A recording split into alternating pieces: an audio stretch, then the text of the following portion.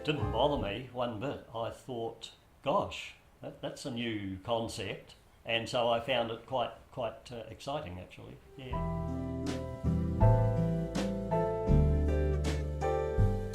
We arrived down at Waikari in about 3 minutes before the suggested arrival time, and then a little bit of a wait, and then the processing to be admitted, and the nurses, the information that was given, information advice, and then with the anaesthetist, and finally with the surgeon. And from there, pretty straightforward. It was into the bus and gowning up, and I was amazed at the compactness of the thing, and then onto the operating table. The needle goes in. The advice was that we put a little bit of painkiller, because sometimes a sensation of pain can come through under an operation. You might feel a little bit woozy, and a minute or two later the general anaesthetic went in, and the anaesthetist said, "Oh, you'll be asleep in 20 to 30 seconds." And I remember looking at the cluster of lights and thinking, I wonder if I'll feel the sleepiness coming on.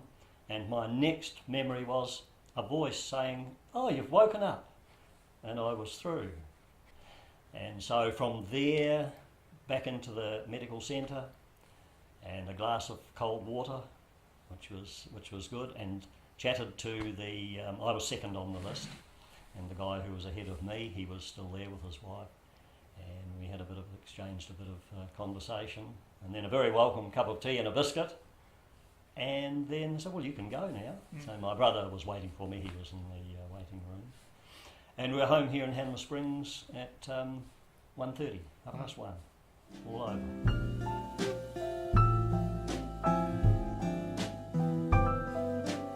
I was just blown away with it, really, in a manner of speaking. Just how, and even leading up to it, I had phone calls to check that we were all on track. And then following the operation, I had probably 4 phone calls for how's it doing, how's things going, how's the wound. So it couldn't be faulted. Going down to Waikari, it would be so different from, say, going into Christchurch General. I mean, it happened to be a brilliant morning.